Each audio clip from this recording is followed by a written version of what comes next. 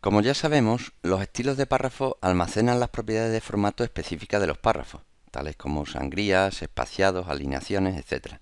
Sin embargo, tal y como adelantamos en vídeos anteriores, los párrafos se componen de líneas de texto y por tanto un estilo de párrafo debe también incorporar las propiedades de formato de los caracteres que lo componen.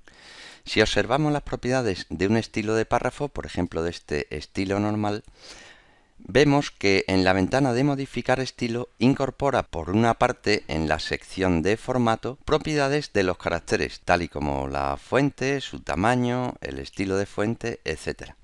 Por otra parte, desplegando el botón de formato, observamos que están activas las propiedades de fuente, idioma, método abreviado y efectos de texto que analizamos ya previamente en el vídeo dedicado al estilo de los caracteres. Estas propiedades de formato relativas a los caracteres ya fueron estudiadas con anterioridad, por lo que en esta ocasión nos vamos a centrar en las propiedades específicas relativas al formato de los párrafos. La cinta de opciones nos proporciona algunos botones de utilidad para dar formato a las propiedades del párrafo, como alineación, interlineado, sangrado, fondo y bordes. Sin embargo, esta colección de botones no es suficiente para aportar al párrafo todas sus propiedades. Para acceder al listado completo de propiedades de formato de párrafo, debemos desplegar la ventana de párrafo utilizando el botón lanzador. Alternativamente, podemos utilizar también la opción párrafo desde el menú contextual al que se accede utilizando el botón derecho del ratón una vez que nos hemos situado en el párrafo sobre el cual queremos aplicarle las propiedades. Como vemos, esta es la misma ventana que teníamos utilizando el botón del lanzador. En este vídeo vamos a estudiar cada una de las propiedades de formato de párrafo que son accesibles desde esta ventana o equivalentemente utilizando los botones disponibles en distintos lugares de la cinta de opciones. La alineación controla el modo en que el párrafo se alinea respecto a los márgenes laterales de la página. Y como cualquier procesador de textos, Word permite elegir entre 4 tipos de alineaciones, a saber, alineación a izquierdas, alineación centrada, alineación derecha y alineación justificada. Esta alineación se puede proporcionar también desde los botones de alineación de la cinta de opciones. En este caso, colocando el punto de inserción en el párrafo sobre el cual queremos aplicarle la alineación correspondiente, eligiendo alineación izquierda, vemos que el texto se alinea al margen izquierdo. Si elegimos centrado, las líneas se centran respecto de los márgenes. Si elegimos alineación a la derecha, las líneas se alinean sobre el margen derecho, y si elegimos justificado, las líneas se alinean respecto a ambos márgenes. La alineación justificada suele ser de uso frecuente en muchos tipos de documentos, y en este caso, como has podido comprobar, todas las líneas del párrafo, salvo la última, están alineadas respecto a ambos márgenes de la página. Es claro que dependiendo del número de palabras que contenga cada línea, los espacios entre palabras serán de mayor o menor tamaño. Así pues, cuando la línea de texto contiene muchas palabras, el efecto de la alineación justificada resulta bastante estético, pero en los casos en los que la línea no contenga muchas palabras, lo cual sucede en ocasiones especiales, el efecto puede resultar chocante. Esto es especialmente cierto cuando el texto contiene saltos de línea manual. Para comprobar esta afirmación, vamos a insertar un salto de línea manual en este punto utilizando la combinación de teclas mayúsculas intro. Vemos ahora que para conseguir una alineación justificada, esta línea, la primera del párrafo, incluye una enorme separación entre las palabras. Para evitar que las líneas conteniendo un salto de línea manual se justifiquen a ambos márgenes, podemos acceder al menú Opciones de la trastienda, localizar en el menú Avanzadas la región Opciones de diseño y en esta región activar la caja No expandir espacios de carácter al terminar la línea, en cuyo caso, como vemos, la línea que contiene el salto de línea manual no se justifica respecto a ambos márgenes. La mayor parte de documentos académicos, y en general todos aquellos cuyo contenido es amplio, suelen disponer una estructura jerárquica conteniendo habitualmente capítulos, subcapítulos, apartados y subapartados. La estructura de un documento creado en Word se materializa mediante propiedades de formato de párrafo almacenadas en los estilos, en concreto en los estilos de párrafo. De modo que con posterioridad nos resulte sencillo crear tablas de contenido, acceder a vistas esquematizadas del documento, numerar automáticamente los diferentes elementos del esquema, etcétera, etcétera. Pues bien, el siguiente campo que encontramos en la ventana de formatos se denomina nivel de esquema y se utiliza para indicar el nivel de esquema en que se sitúa dicho párrafo dentro del esquema de nuestro documento. De este modo, si nuestro párrafo va a contener el título de un capítulo, le asignaremos el nivel de esquema número 1. Si va a ser el título de un subcapítulo, le asignaremos nivel 2 y así sucesivamente. Word permite una jerarquía de hasta 9 niveles. Como dedicaremos un apartado especial a la estructuración y numeración de los capítulos, apartados y subapartados, retrasaremos la explicación detallada de esta propiedad del formato de los párrafos hasta ese momento. La siguiente sección, denominada sangría, hace referencia al sangrado de los párrafos. El sangrado de un párrafo es el espacio que existe entre el margen lateral de texto de la página y las líneas de dicho párrafo. Mediante las opciones que encontramos en la ventana podemos crear distintos tipos de sangrado. La sangría de izquierda desplaza todas las líneas del texto desde el margen izquierdo hacia la derecha, de manera que si escribimos aquí 1 centímetro, lo que obtenemos es un desplazamiento de todas las líneas del párrafo desde el margen izquierdo 1 centímetro hacia la derecha. La cantidad de centímetros indicada en la sangría de izquierda por su parte puede ser negativa, de manera que si escribimos aquí un número negativo, por ejemplo -1, lo que estamos consiguiendo es desplazar, en este caso hacia la izquierda, extralimitando el texto desde el margen izquierdo hacia la izquierda de la página. Vamos a deshacer estas operaciones para mantener la sangría de izquierdas de 1 centímetro. La sangría de derechas funciona exactamente igual, de manera simétrica respecto al margen derecho de la página. Si aquí escribimos la cantidad de centímetros deseados, lo que obtenemos es un desplazamiento hacia la izquierda de todas las líneas del texto respecto del margen derecho del texto de la página.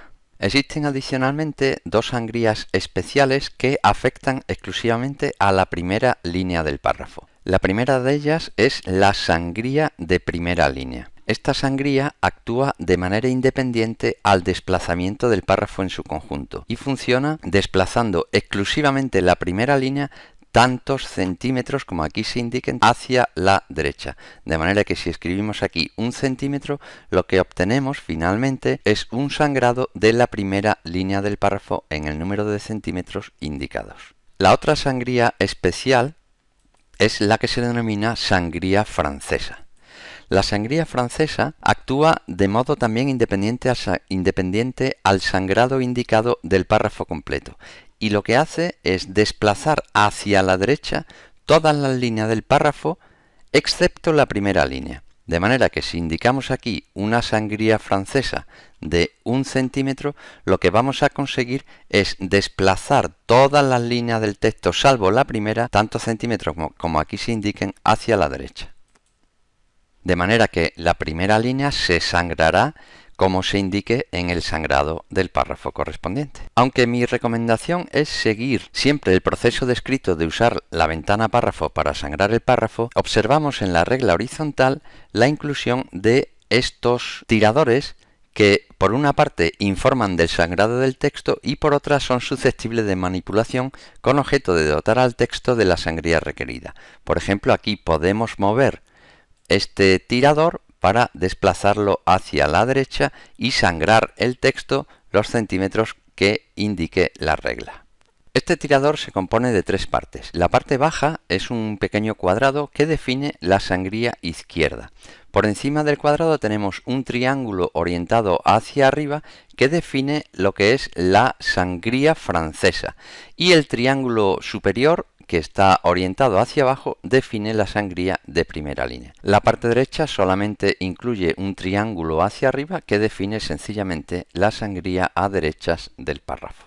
Aunque resulta algo chocante por su ubicación, Word 2016 incorpora otros dos botones para llevar a cabo un sangrado más controlado. Estos botones se encuentran en la pestaña Formato dentro del grupo Párrafo que incluye la cinta. Este grupo, como vemos, incluye una sección que es Aplicar sangría, que define la sangría de izquierda y la sangría de derechas. La tendencia general del usuario ocasional de Word y de todo aquel que no tiene un conocimiento básico del funcionamiento del procesador es separar un párrafo del siguiente pulsando la tecla Intro tantas veces como sea necesario. Este modo de actuar, que podría llegar a ser aceptable en la escritura de un pequeño texto de no más de una página, resulta completamente pernicioso en documentos más extensos, ya que la presencia de párrafos vacíos, es decir, saltos de párrafo aislados en el texto indicados por la marca Calderón, impide al procesador el control preciso del flujo de texto entre las páginas del documento, favoreciendo, por ejemplo, la presencia de párrafos vacíos al comienzo de una página, desplazando por tanto el texto de esa página por debajo de su margen superior. Así pues, una regla básica y primordial es que en tu documento nunca deben aparecer párrafos vacíos, por lo que bajo ninguna excepción debes teclear 2 veces seguidas la tecla Intro para separar párrafos. El espaciado o separación entre párrafos se lleva a cabo utilizando la sección Espaciado de la ventana de formato. Las opciones o campos anterior y posterior nos permiten decidir la separación del párrafo que estamos formateando respecto del párrafo anterior y del párrafo siguiente. La unidad por defecto que usa Word para la separación es el punto, que corresponde a 1/72 de una pulgada, pero podemos escribir esta separación en centímetros o incluso en líneas. Por ejemplo, podemos decidir la separación entre el párrafo donde tenemos el cursor con el siguiente, indicando aquí 1 centímetro. Veamos ahora qué sucede si al siguiente párrafo le indicamos una separación con el anterior de 0,5 centímetros. Yendo a la ventana de párrafo, le podemos indicar aquí que separe este párrafo con el anterior en 0,5 centímetros. Cuando aceptamos, vemos que no tiene ningún efecto, y eso es debido a que Word utiliza el mayor valor que existe entre la separación con el siguiente de 1 centímetro y la separación con el anterior de 0,5 centímetros. Por tanto, la separación que aplica entre este párrafo y este es del máximo entre el separación con el siguiente 1 centímetro y separación con anterior, que es 0,5 centímetros. Si ahora separamos este párrafo del posterior en 2 centímetros, vamos a indicarle la separación con el posterior en 2 centímetros, veremos que se aplica dicha separación entre este párrafo y el siguiente de 2 centímetros. Posteriormente, si al párrafo siguiente le indicamos una separación del anterior con 3 centímetros, pues lo que va a suceder con el anterior, de 3 centímetros, lo que va a suceder es que la separación que hay entre este párrafo y el anterior será de 3 centímetros, porque es el máximo entre separación del anterior 3 y separación con el siguiente 2 centímetros. Entonces, para evitar confusión, el modo más eficiente y que menos problemas te va a causar para definir la separación entre los párrafos es siempre utilizar la separación con el posterior, dejando a 0 la separación con el anterior. Por tanto, como norma general, lo bueno sería aplicar estas reglas. Usar el espaciado anterior solamente en casos especiales en que deseemos una separación mayor del texto respecto del párrafo precedente, como sucede por ejemplo en los títulos de los capítulos o apartados, que deseamos separarlo del párrafo precedente en un espacio mayor que los párrafos habituales del documento. Y vamos a usar siempre el espacio posterior para mantener la separación deseada entre los párrafos que constituyen el cuerpo base de nuestro documento, manteniendo a 0 el campo de espaciado anterior. Los botones para llevar a cabo el espaciado se pueden encontrar en la pestaña Formato dentro del grupo Párrafo como vemos, tenemos la sección espaciado que nos permite definir el espaciado entre el párrafo anterior y el párrafo siguiente del párrafo en el que estamos localizados. Como dije antes, a mi juicio, esta segregación de botones entre la pestaña Inicio, que presenta los botones habituales de formateo del párrafo, y la pestaña Formato, que presenta algunos otros botones o algunos otros campos de aplicación para el párrafo, resulta contraproducente para el correcto aprendizaje de Word. Pero bueno, así es como lo han decidido los programadores del procesador y así lo tenemos que utilizar nosotros como usuarios del mismo. Un problema que presenta Word 2016 es que tras un salto de página, el primer párrafo de la nueva página no responde a la separación indicada en el espaciado anterior. Por ejemplo, si insertamos un salto de página en la posición de este párrafo pulsando la combinación de teclas Control Intro para situar el párrafo al principio de la siguiente página y ahora le aplicamos a este párrafo un espaciado del párrafo anterior de, por ejemplo, 1 centímetro y aceptamos, podemos comprobar que la separación no tiene efecto y que el párrafo permanece en el margen superior de la página.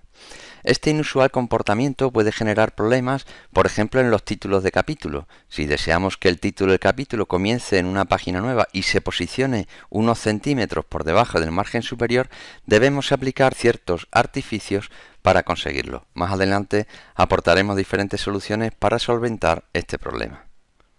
En tipografía, el término interlineado, denominado leading en inglés, hace referencia a la separación vertical entre las líneas de un párrafo. Para comprender el modo en que los procesadores de texto actúan para dotar de interlineado a las líneas de un párrafo, es necesario introducir algunos conceptos básicos sobre las reglas tipográficas a las que obedecen las distintas fuentes. Esta figura muestra cómo se posicionan los caracteres dentro de una fuente utilizando 5 líneas imaginarias. La línea base es la línea sobre la que se apoyan todos los caracteres. Los caracteres ascendentes, como por ejemplo la letra F, se sustentan sobre la propia línea base.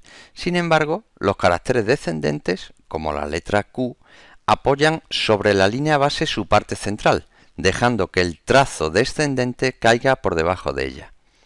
La línea altura de X es una línea que está por encima de la línea base que delimita, junto con la línea base, el tamaño vertical de las letras minúsculas, y su posición está marcada por la altura de la letra X en la fuente correspondiente. Todas las letras minúsculas no ascendentes ni descendentes se encajan en la franja delimitada por la línea base y la línea altura de X. La línea mayúsculas se sitúa justo por encima de la línea altura de X y define el tamaño de las letras mayúsculas. Aunque en muchas fuentes la altura de las letras mayúsculas coincide con la altura de los trazos de letras ascendentes, no siempre tiene por qué ser así. Línea ascendente es la siguiente línea por encima de la línea mayúsculas y define el tamaño vertical de las letras ascendentes, tal y como la letra F. En ocasiones, para determinadas fuentes, coincide con la línea mayúsculas, como sucede en esta imagen que estamos viendo. La línea descendente es la línea inferior que define el tamaño de los caracteres descendentes y marca el final del trazo de estos caracteres. Como podemos apreciar en esta figura, la franja marcada entre la línea descendente y la línea ascendente define la altura total de la línea de texto. El espaciado entre las líneas de un párrafo se calcula, por tanto, en función de la altura total de la línea de texto. Las opciones que ofrece Word para el interlineado son las siguientes. Por una parte, el interlineado sencillo aplica espaciado de una línea, es decir, lo que es la altura total de la línea de texto. Las opciones 1,5 líneas y doble aplican espaciado respectivamente de 1,5 líneas y 2 líneas. La opción mínimo no permite que el espaciado sea menor de lo especificado, incluso aunque el tamaño de la fuente sea más pequeño. La opción exacto mantiene el interlineado a un tamaño exacto sin incrementarlo aunque uno o más caracteres insertados en la línea posea un tamaño de fuente mayor que el especificado como fuente del párrafo. Cuando se selecciona esta opción, la parte superior de tales caracteres de mayor tamaño pueden quedar ocultos en la línea donde residen. Por último, la opción múltiple permite seleccionar cualquier interlineado usando valores reales con 2 decimales de precisión medidos en líneas. Para apreciar el efecto del interlineado vamos a aplicarle diferentes valores a los distintos párrafos que tenemos en este documento. Vamos a comenzar aplicando un interlineado sencillo a este párrafo sobre el que tenemos el punto de inserción. Elegimos sencillo y aceptamos. Si ahora seleccionamos este párrafo y apreciamos el efecto de modificar el tamaño de los caracteres de la fuente, podemos ver cómo el tamaño del interlineado se va ajustando al tamaño de la fuente, de manera que siempre vamos a tener una línea de diferencia entre una línea de texto y la siguiente. Vamos a aplicar al siguiente párrafo un interlineado doble. El interlineado doble, pues lo que hace es doblar la altura que tiene cada una de las líneas. Aplicamos al siguiente 1,5 líneas. Elegimos 1,5 y podemos apreciar que ahora el espaciado que hay entre línea y línea es de 1,5 líneas. Vamos al siguiente párrafo para aplicarle un interlineado mínimo de 1 centímetro. Elegimos mínimo y escribimos en el campo escribimos 1 centímetro y aceptamos. Ahora, como podemos apreciar, el interlineado mínimo, aunque el tamaño de la fuente hace que la línea de texto tenga un tamaño menor que 1 centímetro, siempre vamos a tener un interlineado mínimo de 1 centímetro. No obstante, si nosotros ahora ampliáramos el tamaño de la fuente a un valor mucho mayor, por ejemplo 72, pues notaríamos que la distancia entre línea y línea se hace mayor que 1 centímetro para mantener como mínimo una línea de separación entre la línea anterior y la línea siguiente. Por último, a este párrafo vamos a aplicarle ahora un interlineado múltiple de exactamente 1,25 líneas. De manera que elegimos en el interlineado múltiple y en la caja escribimos 1,25. Hay que tener presente que la unidad que se utiliza cuando escribimos en esta caja en el interlineado múltiple hace referencia a líneas, es decir, queremos obtener un interlineado de 1,25 líneas. De manera que al aceptar, el interlineado que tenemos aquí es de exactamente 1,25 líneas. La ventana de párrafo contiene una segunda pestaña denominada líneas y saltos de página que incluye propiedades relativas a la forma en la que los párrafos deben comportarse cuando en mitad del párrafo se establece un salto de página automático, es decir, el párrafo empieza en una página y continúa en la siguiente, así como en otras situaciones que se consideran inapropiadas en tipografía relativas a la posición del párrafo dentro de una página. Estas situaciones que se consideran erróneas tipográficamente hablando respecto a un párrafo que fluye a través de 2 páginas consecutivas son las siguientes y las vamos a mostrar en este documento que tenemos abierto. La primera de ellas hace referencia a las líneas huérfanas. En este caso, el párrafo se inicia en la última fila de una página y continúa con más filas en la página siguiente. Se trata entonces de una línea solitaria que aparece al final de una página y que es la primera de un párrafo. Esta línea se denomina huérfana. La siguiente situación anómala la observamos en este párrafo de aquí. El párrafo, como vemos, finaliza en la primera fila de una página, habiendo comenzado en la página anterior. Se trata de una línea solitaria que aparece al principio de una página y que es la última de un párrafo. Este tipo de líneas se denominan líneas viudas. La tercera situación que queremos mostrar se trata de un párrafo que constituye el título de un apartado, subapartado o sección del documento que aparece como última línea de una página mientras que el comienzo del apartado se imprime en la página siguiente.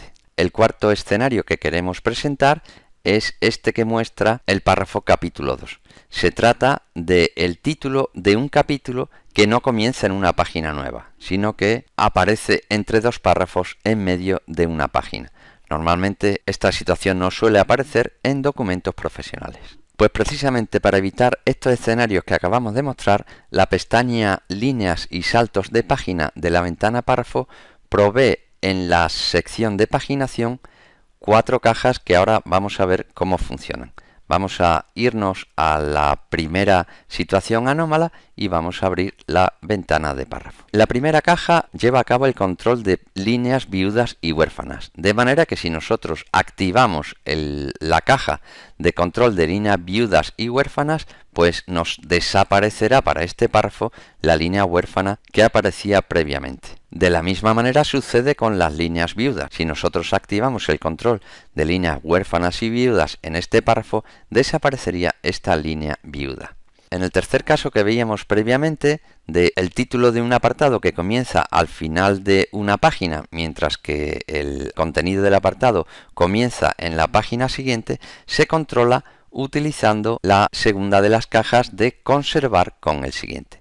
Si nosotros activamos, por supuesto, posicionándonos en el párrafo que nos interese, si nosotros activamos conservar con el siguiente, apreciamos que el párrafo, en este caso el título del capítulo o sección o subsección, va siempre unido al siguiente párrafo. La tercera caja, conservar líneas juntas, es algo especial porque lo que impide es la rotura de un párrafo en 2 páginas consecutivas, impidiendo que el párrafo comience en una página y finalice en la siguiente.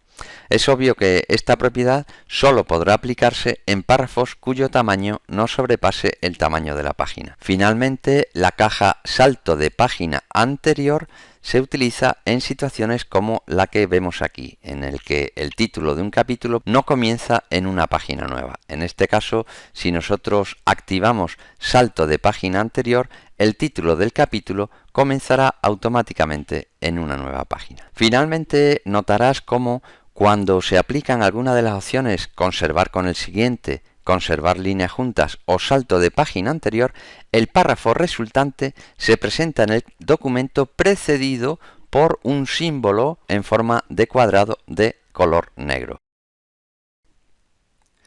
Existen determinados tipos de documentos como contratos, algoritmos, versiones preliminares de artículos científicos y algunos otros que precisan de una numeración de cada una de las líneas del documento. La numeración de línea no es una propiedad del párrafo en sí, sino que se aplica a la página a la que pertenece el texto, y es por ello que ahora no nos ocuparemos de esta propiedad. No obstante, si en una página hemos aplicado numeración de líneas, podemos registrar como propiedad del párrafo la supresión de número de línea para el párrafo que estamos formateando. De manera que si localizándonos en este párrafo accedemos a la ventana de párrafo y activamos la caja suprimir números de línea, podemos observar cómo los números de línea que estaban aplicados a este párrafo desaparecen. Teniendo en cuenta el tipo de documento para el cual orientamos este tutorial, será infrecuente la necesidad de utilizar esta propiedad para los párrafos. La separación silábica es una propiedad que se usa con cierta frecuencia en textos impresos. Lógicamente, esta propiedad se aplica de modo inteligente por el propio procesador de textos de acuerdo a las reglas ortográficas y gramaticales del idioma en que esté definido el texto, para lo cual es necesario tener instalados los diccionarios correspondientes. La gestión e instalación de diccionarios se realiza desde la trastienda, utilizando la opción Opciones y desde aquí yendo a la sección de idioma. Aquí podemos ver los idiomas que tenemos instalados en nuestro procesador de textos. En este caso tengo instalado el idioma español y también el inglés del Reino Unido. Si necesitáramos instalar nuevos idiomas, agregar nuevos idiomas, pues lo haríamos desde esta lista desplegable que apreciamos aquí. Como ya explicamos en un vídeo anterior, el idioma del texto es una característica del formato de los caracteres y por tanto también pertenece a las propiedades de formato del párrafo.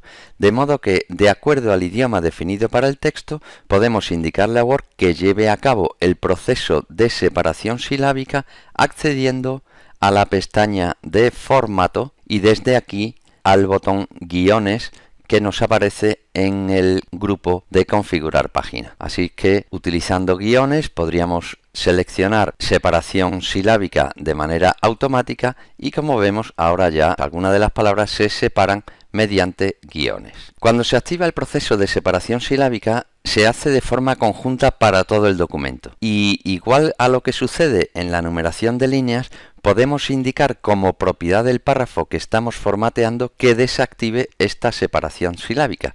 De manera que si accedemos a las propiedades de este párrafo, accedemos a la pestaña líneas y saltos de página y desde aquí podemos elegir que este párrafo no se divida mediante guiones. Así es que, aceptando, volvemos a observar que ahora el párrafo tiene desactivada la división mediante guiones. En los textos que poseen una alineación justificada, la separación silábica aporta mayor flexibilidad, ya que el procesador de texto tiene un margen más amplio para espaciar convenientemente las palabras que componen cada línea del párrafo. La última sección de la pestaña líneas y salto de página en la ventana de párrafo se denomina opciones de cuadro de texto. Y esta sección está pensada para aplicarse en párrafos contenidos dentro de un cuadro de texto.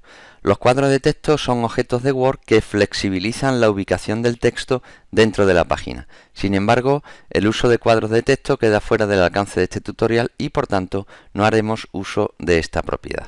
El último elemento que nos falta por examinar de la ventana de párrafo es el de las tabulaciones. A mi juicio, habría sido más intuitivo colocar las propiedades de tabulación del párrafo como una tercera pestaña de la ventana de párrafo. Sin embargo, los programadores han decidido colocarlo como botón perteneciente a la ventana y fuera del marco de las pestañas. Sea como sea, explicamos a continuación el uso de los tabuladores. La tabulación es una herencia de las ya casi desaparecidas máquinas de escribir.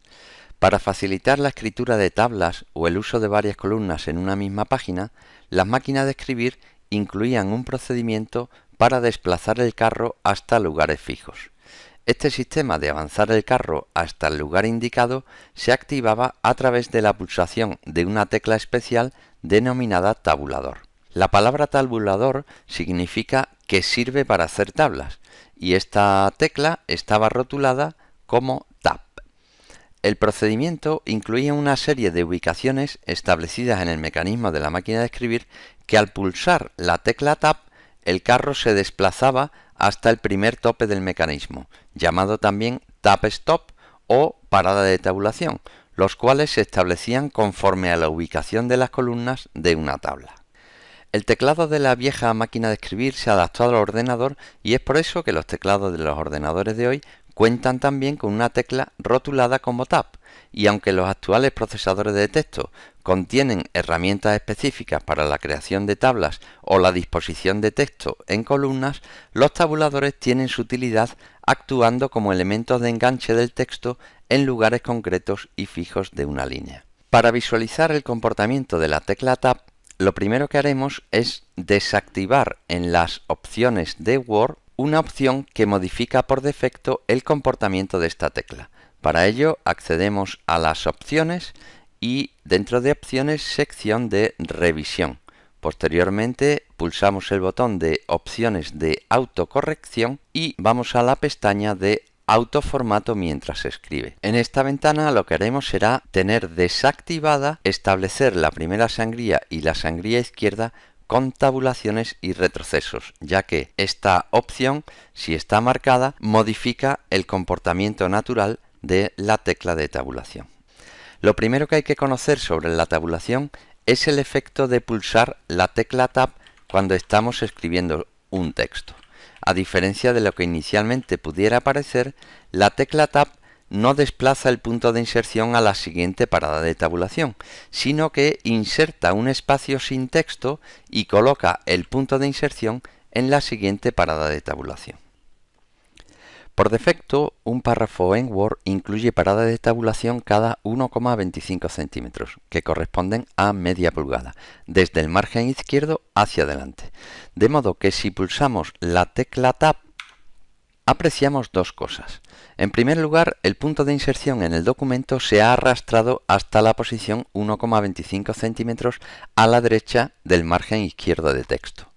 Por otra parte, observamos que Word ha insertado una marca de tabulación representada por el símbolo flecha por delante del punto de inserción.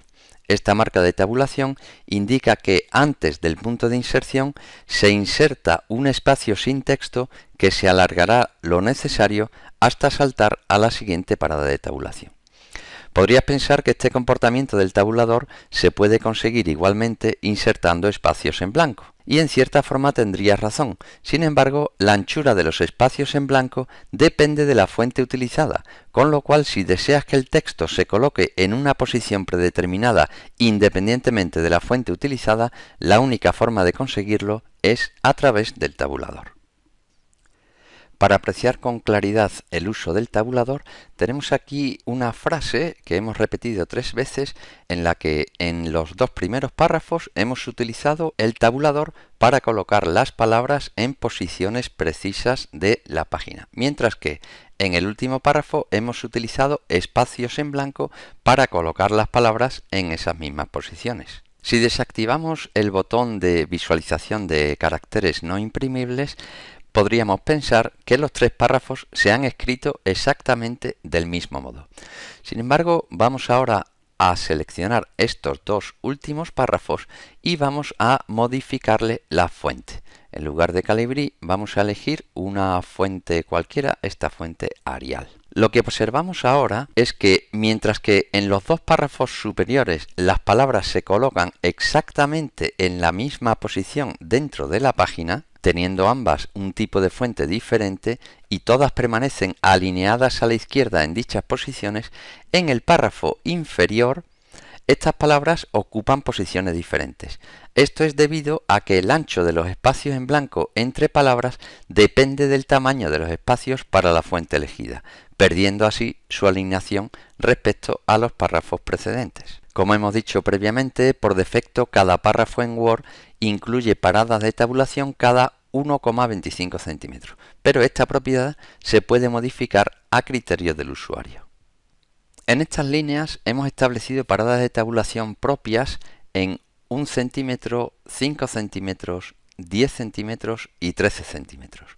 Sin embargo, cada parada es de un tipo diferente. A 1 centímetro del margen tenemos un tabulador a izquierdas, provocando que el texto se alinee en esa parada a la izquierda. La tabulación a 5 centímetros es central, de modo que el texto en dicha parada se alinea al centro respecto a la posición del tabulador. La parada definida a 10 centímetros es una tabulación a derechas, provocando que el texto establecido en esa parada se alinee a la derecha respecto de esa posición. Finalmente, la parada de tabulación de 13 centímetros es una tabulación decimal y se usa para alinear números. En este caso, los números se alinean para que el punto decimal quede exactamente en la misma posición para todos los números. Si posicionamos el punto de inserción en el párrafo que tiene definido los tabuladores propios, podemos observar que la regla horizontal contiene unas marcas correspondientes a cada tabulador. En función del tipo de tabulador, la marca es diferente. Un ángulo inferior izquierdo indica tabulación a izquierdas. Una T invertida indica tabulación centrada. Un ángulo inferior derecho notifica tabulación a derechas y una T invertida con un punto en su lado derecho indica tabulación decimal. Vamos ahora a reproducir el contenido de estas líneas para explicar el modo de definir estos tabuladores.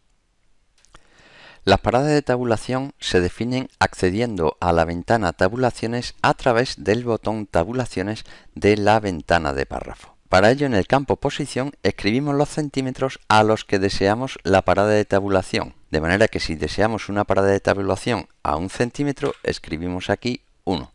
Y en la sección Alineación decidimos el tipo de parada deseada, bien a izquierdas, bien centrada, bien derecha o bien decimal. En este caso vamos a decidir una alineación a 1 centímetro izquierda. Si queremos que el espacio que Word inserta hasta la parada de tabulación lo rellene con algún tipo de punteo, lo podemos seleccionar en la sección Relleno. Por defecto no se utiliza ningún tipo de relleno, pero podríamos indicarle que lo rellenara con algún tipo de línea punteada o con una línea continua. De modo que para establecer esta parada de tabulación a 1 centímetro que sea izquierda y que no tenga ningún relleno, lo único que hay que hacer es pulsar el botón establecer y ahora se nos habrá establecido la primera parada de tabulación a 1 centímetro. Hay que tener en cuenta que cuando establecemos una nueva parada de tabulación, las paradas de tabulación definidas por defecto que quedan por delante de la nueva parada definida desaparecen de manera automática, pero no así aquellas que quedan por detrás de la última parada definida, las cuales permanecen en las posiciones por defecto. Así pues, para insertar la siguiente parada de tabulación, podemos escribir aquí 5, que sea una parada centrada y sin ningún tipo de relleno. La parada de tabulación a 10 centímetros se haría de manera similar. Escribimos 10 derecha y establecemos. Por último, la última parada a 13 centímetros la definimos como una parada decimal y la establecemos. Dentro de esta sección alineación aparece un tipo de alineación que aún no hemos descrito que se denomina barra. En realidad no es un tipo de parada de tabulador, sino que cuando se define una parada de estas características, Word añade en la posición indicada una barra vertical cuyo efecto es separar visualmente el texto localizado a ambos lados de esta parada. Normalmente esta especie de parada se utiliza para simular la estética de una tabla con separaciones verticales.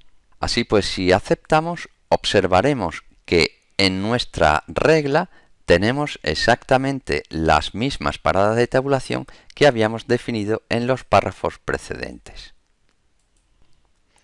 En documentos académicos aparece con frecuencia un tipo de párrafos que presentan ítems destacados del resto del texto y que se usan, por ejemplo, para definir conceptos o presentar una lista de opciones donde se destaque el título de cada opción. En esta página podemos ver un ejemplo de tal estilo de párrafo. Como podemos apreciar en la regla, el párrafo define por una parte una sangría francesa a 3 centímetros del margen, como podemos apreciar aquí. Y también establecemos una parada de tabulación a esa misma distancia y de tipo izquierda. Podemos apreciarlo en el formato de texto que tenemos una parada de tabulación a 3 centímetros con alineación a izquierdas. Tras la escritura del ítem o concepto a definir, se inserta un tabulador para separarlo del resto del texto. Si quisiéramos reproducir este párrafo, sencillamente nos posicionamos en el párrafo, definimos una sangría francesa a la distancia que deseemos, vamos a ponerla por ejemplo a 4, y posteriormente definimos en sus tabulaciones una parada de tabulación también a 4 centímetros y de izquierdas. Así que al aceptar ahora, lo único que tendríamos que hacer sería, una vez definido el término, insertar aquí una parada de tabulación para situar todo el texto a la distancia deseada. A través de la ventana de párrafo hemos aprendido a aportar a nuestros párrafos las características de formato relativas a la alineación, la sangría, el espaciado, el interlineado, opciones de flujo de texto como el control de líneas viudas y huérfanas, la conservación de párrafos con los siguientes, el salto de página anterior, la utilización y supresión de números de línea para los párrafos, la división a través de los guiones y también las tabulaciones. Sin embargo, existen otras propiedades del formato de los párrafos que no aparecen reflejadas en esta ventana y que por tanto tienen que ser aplicadas a través de los botones situados en la cinta de opciones. Desde mi punto de vista, esta decisión de incluir en la ventana de párrafos solamente un subconjunto de propiedades de formato relativas al párrafo, mientras que otras propiedades tienen que ser aplicadas utilizando botones situados fuera de esta ventana, resulta contraproducente para el aprendizaje de Word. Pero desafortunadamente es lo que tenemos. Así pues, a partir de este momento vamos a salirnos de esta ventana de párrafo para describir cómo aportar el resto de propiedades de formato a nuestros párrafos. Como ya estudiamos en un vídeo anterior, las porciones de texto son susceptibles de incorporar bordes alrededor de las mismas. Para ello simplemente seleccionábamos la porción deseado y aplicábamos el borde que nos interesa. En este caso, al ser una porción de texto, solamente se aplican bordes en los 4 lados del texto seleccionado.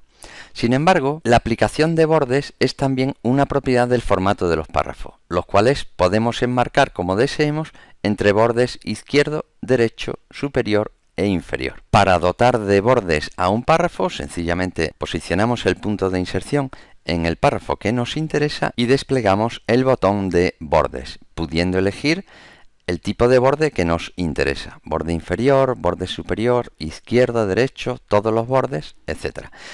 Pero si deseamos un mayor control para colocar bordes al párrafo, hemos de elegir la última opción, que nos dispara la ventana de bordes y sombreado. El funcionamiento de la pestaña Bordes de esta ventana de bordes y sombreado es realmente sencillo. Inicialmente lo mejor es elegir el tipo de borde cuadro, que nos va a colocar bordes alrededor de los 4 lados del párrafo, y posteriormente elegimos el estilo de línea que deseemos para nuestros bordes. Decidimos el color que queremos para el borde. Vamos a elegir este azul, por ejemplo, y el ancho de la línea. Vamos a elegir este ancho para que se aprecie convenientemente. En la zona de la derecha de la ventana observamos una plantilla que visualiza el aspecto que va a tener nuestro borde. Si pulsamos en cualquiera de los bordes de esta plantilla, verás que el borde desaparece, de manera que si solamente deseamos bordes arriba y a la izquierda, podemos hacer clic en los bordes que deseemos que desaparezcan y ya no estarán presentes en nuestro párrafo. Por otra parte, si queremos colocar bordes de diferentes estilos de línea y colores, elegimos en la sección de estilo el estilo que nos interesa. Por ejemplo, este estilo. Vamos a elegir también un ancho suficientemente grande y un color diferente. Por ejemplo, vamos a elegir este color rojo. Ahora nos vamos a la plantilla y hacemos clic sobre el extremo que nos interesa para que aparezca dibujada la línea seleccionada con el color y el estilo definido. Como vemos, la plantilla es intuitiva y te harás con ella en cuanto practiques un poco. Una vez definido el tipo de borde que deseamos, podemos modificar la separación del texto que queda enmarcado dentro del borde, utilizando para ello el botón de opciones. En estas cajas definimos la separación que deseamos del texto respecto de los bordes en los 4 lados del párrafo: superior, inferior, izquierdo y derecho. Ahora basta aceptar para comprobar la aplicación del borde elegido a nuestro párrafo. Obviamente los bordes se pueden aplicar a más de un párrafo. Para ello elegimos una porción de parte de los párrafos y seleccionamos el borde que le deseamos aplicar. Por ejemplo, vamos a elegir este borde de tamaño 2 1/4 y de color verde. Como vemos, los bordes se aplican a los párrafos seleccionados en su conjunto. Si quisiéramos aplicar dicho borde de modo independiente a ambos párrafos, entonces tendríamos sencillamente que elegir la opción de todos los bordes. Como la colocación de bordes es algo muy esporádico en un documento como el que deseamos confeccionar, no dedicaremos más tiempo a esta característica. De modo similar a lo que sucede con los bordes, la aplicación de un fondo al párrafo también lo hemos de hacer desde el botón correspondiente de la cinta.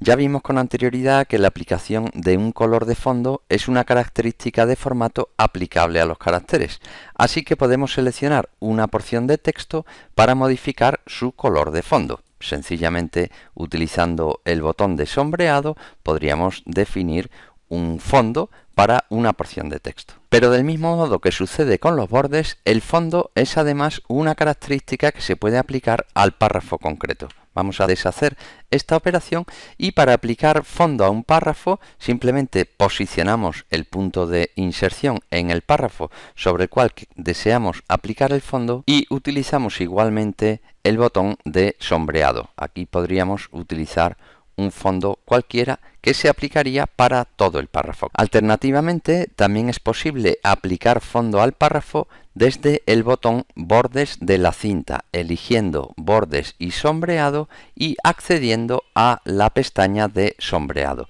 Y aquí tenemos los colores que podemos utilizar para darle fondo a nuestro párrafo. Por otra parte, y a diferencia de las opciones de color de fondo que nos ofrece el uso del botón sombreado de la cinta, la ventana Bordes y Sombreado nos permite definir tramas que se apliquen al fondo del párrafo. No obstante, el uso de estas tramas hace difícil leer el texto que se posiciona sobre ellas y por tanto no suele ser recomendable este tipo de fondos. Si bien otros procesadores de texto permiten colocar como fondo de párrafo una imagen, Word no provee esta característica. Si se desea colocar una imagen como fondo de párrafo, será necesario crear un cuadro de texto específico para el párrafo en cuestión.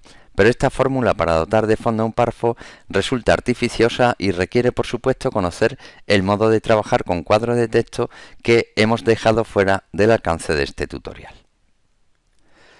Pues con esto queda cubierto el conjunto de propiedades que son específicas del formato de párrafo. Esto significa que un estilo de párrafo incorpora toda esta colección de propiedades de formato, aunque además de estas propiedades, tal y como ya hemos comentado varias veces, todas las propiedades relativas al formato de los caracteres que componen el párrafo son también elementos de formato que están presentes en un estilo de párrafo. Así pues, un estilo de párrafo, como estudiaremos en el siguiente video tutorial, es un contenedor que colecciona todas las propiedades de formato que se necesitan para definir su apariencia, incluyendo por tanto todas las anteriormente listadas, así como la que estudiamos en vídeos anteriores para dar formato a los caracteres.